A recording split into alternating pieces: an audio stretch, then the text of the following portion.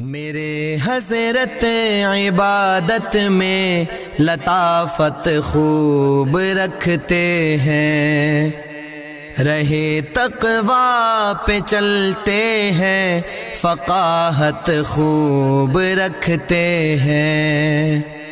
وہ بحر معرفت کے بحر الفت کے شناور ہیں۔ ونصلي ونسلم على رسوله الكريم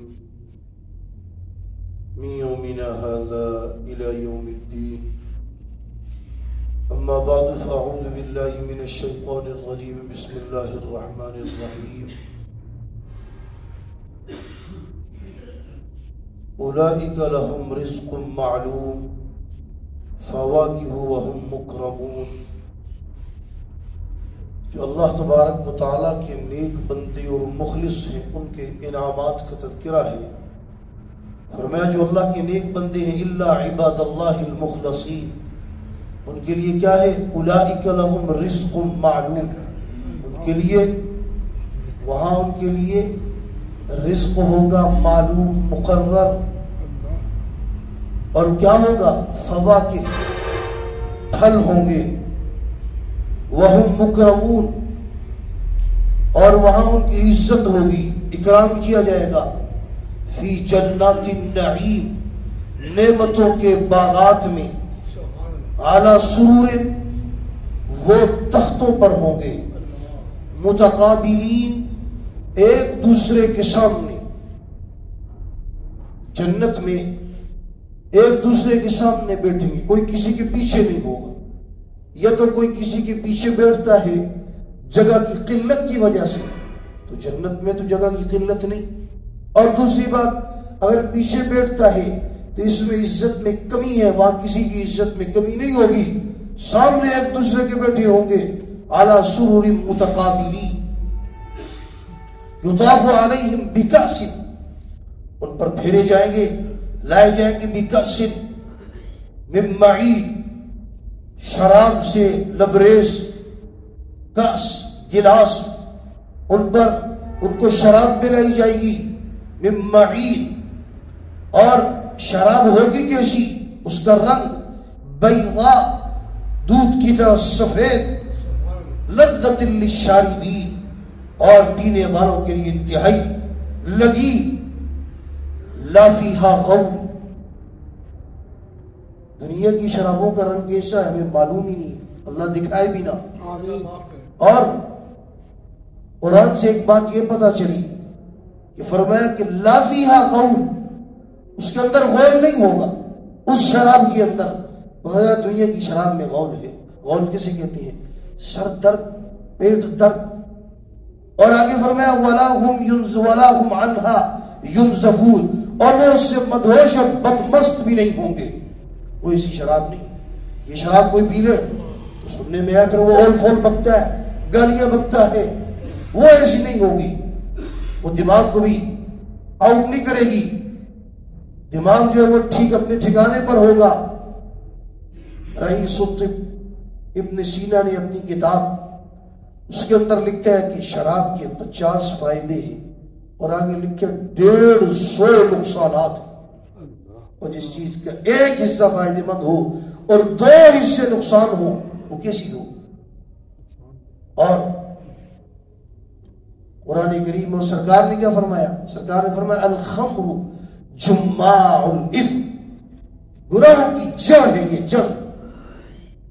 جنت کی شراب اور ہوگی، نام اس کا شراب ہے، وہ ایسی نہیں ہوگی، لا فیہا غول ولا هم عنہا ينزفون، نہ اس میں پیٹ کا درد، نہ سر کا درد، نہ کوئی بدموشی، نہ کوئی آدمی بدمست ہوگا، عقل ٹھکانے پر ہوگی۔ وَعِندَهُمْ قَاصِرَاتُ الطَّرْفِ عِينٌ، اور وہاں ان کے لیے نیچی نگاہوں والی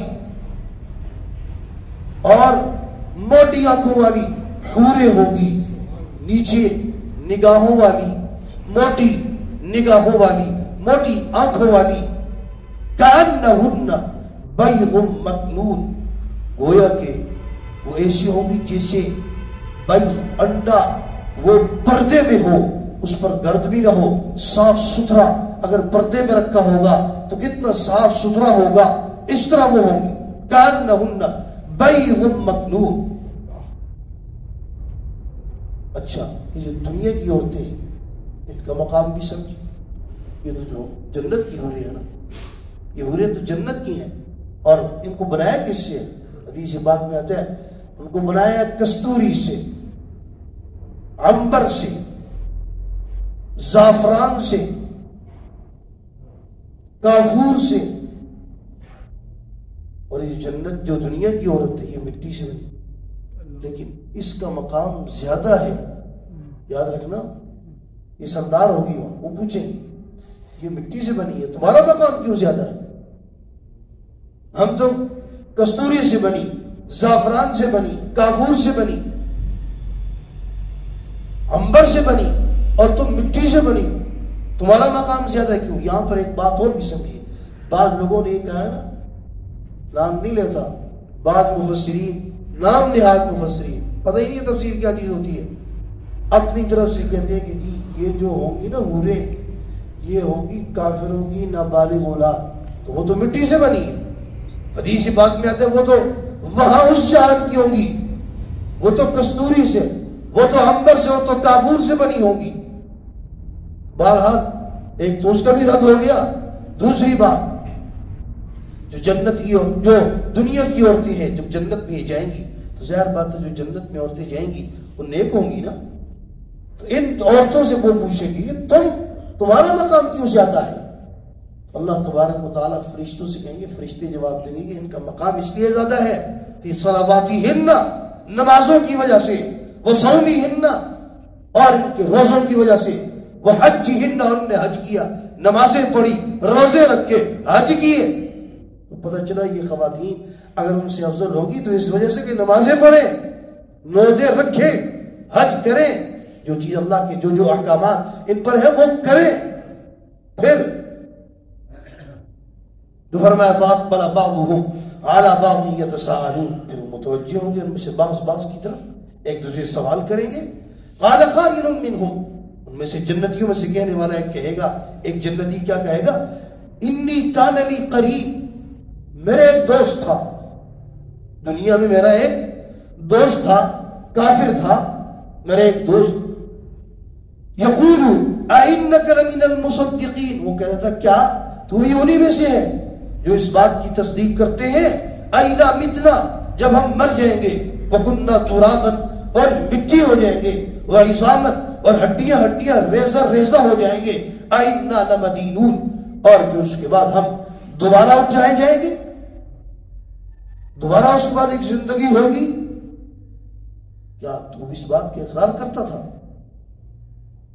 تو اس بات کے اقرار کرتے؟ قالا، وہ کہے گا، وہ مجھے یہ کہا کرتا تھا، قال هل انتم مطلعون، کیا تم اس کو پر مطلع ہونا چاہتے ہو، چھانکنا؟ اور یاد رکھنا جنتی جہنمیوں سے باتیں بھی کریں، ان کو چھانکیں گے بھی، مان لیں وہ ایسا ہوگا کہ جنتی اوپر جہنمی نیچے، جب جنتی جو ہے اس کو اللہ نے ایک چھوٹی خدائی دی ہوگی، جو چاہے گا، روایات میں آتا ہے کہ پرندہ فضا میں اڑ رہا ہوگا، اس کا دل کرے گا کہ یہ میں کھاؤں، وہ بھون کر تل کر اس کے سامنے رکھے، اس کا دل کرے گا یہ پھل میں نے کھانا ہے، اونچا لگا ہوا ہے، وہ خود بہت گر کر اس کے سامنے آ جائے، اس کا جب جی چاہے گا تو وہ دوستیوں سے باتیں بھی کریں گے، اور وہ دیکھے گا اس کو، فَطَّلَعَ فَرَآهُ، جب وہ دیکھے گا اس کو، فَرَآهُ فِي سَوَاءِ الْجَحِيمِ، اس کو دیکھے گا دوزخ کے بیچ میں، درمیان میں دیکھے گا۔